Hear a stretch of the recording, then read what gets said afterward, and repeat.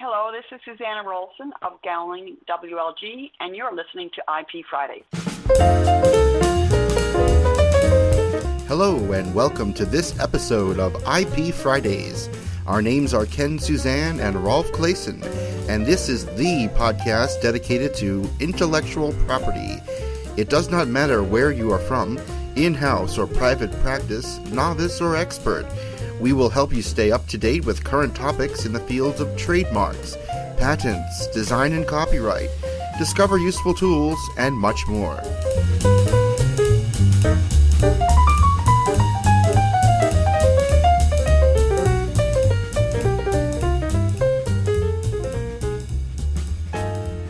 Joining me today on IP Fridays is Susannah Rolston. Susannah is a partner with the law firm of Gowling WLG and is based in Toronto, Canada. She has more than 25 years of experience and is an active member of the Intellectual Property Institute of Canada, the International Trademark Association, and the European Community Trademark Association. Susannah, so good to have you back on IP Fridays. Thanks, Ken. It's great to be back. So, we interviewed you in August 2016 about the proposed changes to the Canadian Trademark Act. There's been a lot of buzz since then about the changes. You indicated back in August 2016 that the new act would likely come into force sometime around April 2018, but there seem to be further delays. Can you update us on the new projected timeline for the new legislation to come into force? Absolutely, Ken. I feel like we've been talking about this for a long time. August 2016 was certainly a long time ago, and the initial coming into force date of April 2018 has come and gone. Delays in the implementation of the new legislation has mostly been due to the writing of new regulations and practice notices. We now have most of that behind us. Current delays appear to be purely due to technical issues with the online systems. But we just had late-breaking news yesterday. The Trademarks Office has now announced that the coming into force date will be June 17, 2019. Oh, very good to hear. And last time we spoke, you also told us about some proposed changes, in particular the change to eliminate the use requirement in order to obtain a trademark registration in Canada. Can you go over that change with us as well? Certainly. The elimination of the use requirement in order to obtain a trademark registration in Canada is probably the most important and controversial change to our trademark system. Currently, Canada and the U.S. are both use-based registration systems, meaning that you cannot obtain a trademark registration without first using a trademark. Most of the rest of the world are first-to-file systems. With the implementation of the new Canadian Trademarks Act, we will become a first-to-file system. Over the years, I've heard many times from foreign applicants that the Canadian use requirement was a deterrent to filing or obtaining trademark registration in Canada. So with the elimination of the use requirement, foreign applicants won't have to worry any longer about the use requirement in order to obtain a trademark registration, making it therefore easier for brand owners to obtain protection of their trademarks in Canada.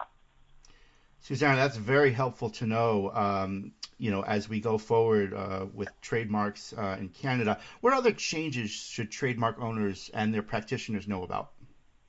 Oh, Ken, I could spend an hour going over all the changes. Wow. But and an hour simply going over the top 10 most important changes. Sure. So let's take the top three. Okay. One of which we've already talked about, which is the elimination of the use requirement. Two other significant changes that I think people will be interested in and will affect certainly going forward is the adherence to the Madrid Protocol and the introduction of niche classification. I think most listeners will be familiar with the Madrid system and will view it as a positive step for Canada. Using the Madrid system and the elimination of the use requirement will to obtain a trademark registration will likely make it easier and faster for most applicants to obtain trademark registrations in Canada. While the introduction of the niche classification may seem like a somewhat insignificant change, related changes are significant, namely the introduction of a per-class application and renewal fee structure. Yeah, let's talk further about that because money is always important. Can you tell us about the changes related to the introduction of the niche classification, particularly the changes to the fees? I know that's going to be very important for our listeners.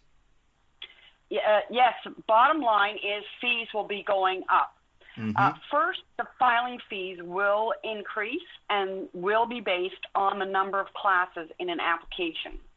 So currently, the government filing fees are $250 Canadian, regardless of the number of classes in an application.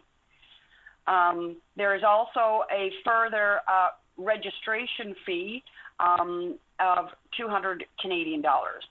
So the total current government filing fees are $450 Canadian dollars in order to obtain a registration. As of June 17th, the new government filing fees will be $300 Canadian dollars for the first class and $100 for Canadian for each additional class. The final $200 registration fee will be eliminated. So single class and two applications will actually see a reduction in total government fees as of June 19th. Multi-class applications beyond two classes will see an increase in government fees as of June 17th. The other fee increase relates to renewal fees. The current government renewal fees are $350 Canadian dollars regardless of the number of classes. As of June 17th, the new government renewal fees will be $400 for the first class and $125 for each additional class. So savings in some regard, but additional expenses for other situations, right? Yes, definitely with respect to renewals, definitely an increase across the board. Now, another big change I've heard is with the new act will bring the introduction of distinctiveness as part of examination in Canada. Can you tell us a bit about that? Yes, we still don't have a lot of guidance on the examination for distinctiveness. We have practice notices, or at least draft practice notices, for changes, but not for the examination of distinctiveness. This amendment will expand the circumstances on which the registrar may require an applicant to provide evidence establishing distinctiveness of the mark. Currently, these circumstances include when a trademark is held not registrable because it's descriptive or is a name or surname. The current act provides that an applicant can establish that their mark has become distinctive by filing evidence that the mark has been used extensively through Canada, or is not without distinctive character by filing evidence that the mark is registered and used extensively outside Canada. The amendments will eliminate the latter mechanism, namely showing that your mark is not without distinctive character due to the foreign use and registration. So going forward, as of June 17th, the only way that an applicant will be able to establish that their mark has become distinctive is by showing use of their mark in Canada. And are there any actions that applicants should be taking now in order to prepare for the new act? Yes, definitely. And we've been advising our clients in some of these actions. I always split this up into three sections. Okay. First of all, proposed filings. Second, already filed applications. And lastly, registered trademarks. So first, proposed filings. With the filing fees going up as of June 17th, brand owners may want to take advantage of current lower filing fees.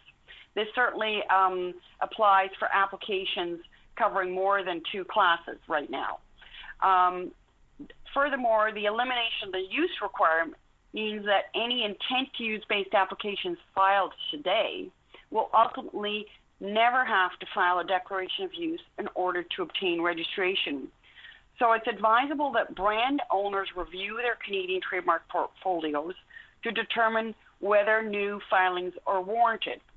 We kind of split it up into your core marks. Have you got adequate protection of all your core marks? And also looking at secondary marks, which applicants may not have sought protection in Canada because of the use requirement or costs. The second area where clients can take some actions are on already filed applications.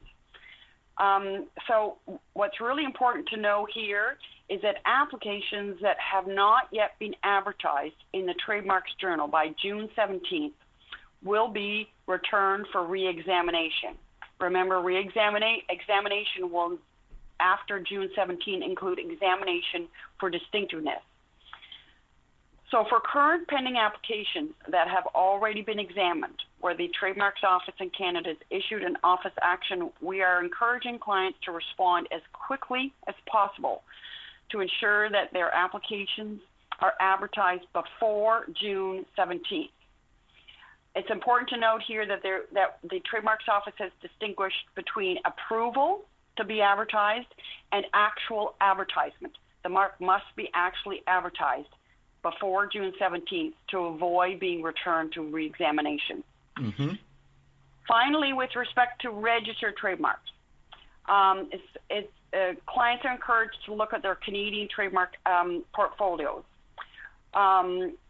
Currently, a registered trademark can be renewed at any time before the renewal date. So I emphasize any time. If it's due for renewal in 2021, you can still renew it today. So with renewal fees going up, applicants might want to consider what we're calling early renewal of registered trademarks, which are due for renewal after June 17th. So, for example, if your mark is due for renewal December 17th, 2019, a brand owner might want to consider renewing their trademark before June 17th, and they can take advantage of the lower renewal fees. The only drawback is that the early renewal, the term of the registration will be reduced from 15 years to 10 years. And trademark owners should also consider classification of goods and services in their registrations when renewing.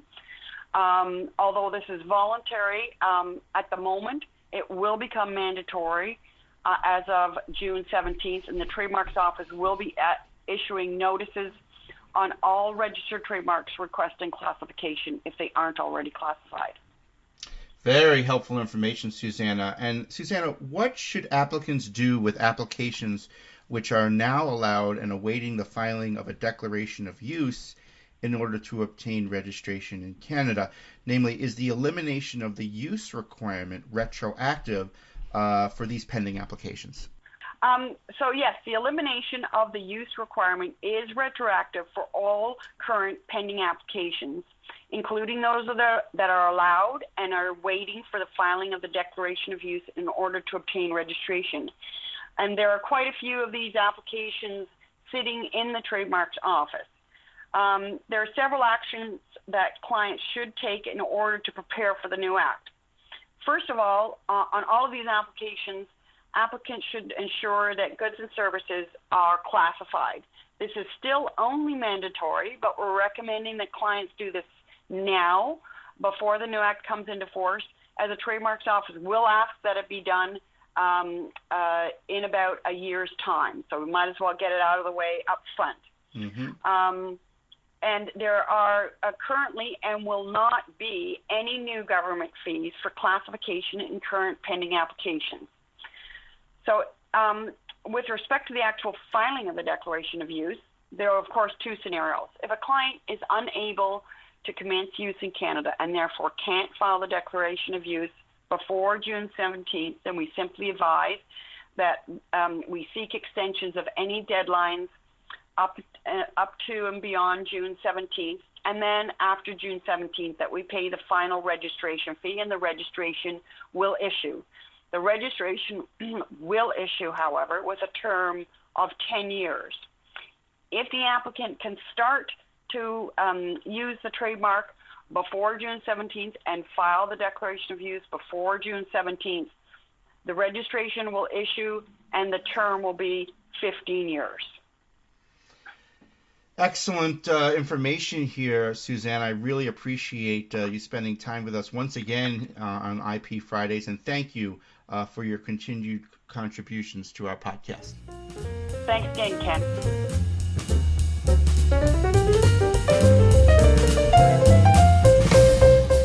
That's it for this episode. If you liked what you heard, please show us your love by visiting ipfridays.com/love and tweet a link to this show. We would be so grateful if you would do that. It would help us out to get the word out. Also, please subscribe to our podcast at ipfridays.com or on iTunes or Stitcher.com. If you have a question or want to be featured in one of the upcoming episodes, please send us your feedback at ipfridays.com/feedback. Also, please leave us a review on iTunes. You can go to ipfridays.com/iTunes and it will take you right to the correct page on iTunes. If you want to get mentioned on this podcast or even have comments within the next episode, please leave us your voicemail at ipfridays.com/voicemail. You have been listening to an episode of IP Fridays. The views expressed by the participants of this program are their own and do not represent the views of, nor are they endorsed by their respective law firms. None of the content should be considered legal advice. The IP Fridays podcast should not be construed as legal advice or legal opinion on any specific facts or circumstances. The contents of this podcast are intended for general informational purposes only, and you are urged to consult your own lawyer on any specific legal questions. As always, consult a lawyer or patent or trademark attorney. Copyright 2014, all rights reserved.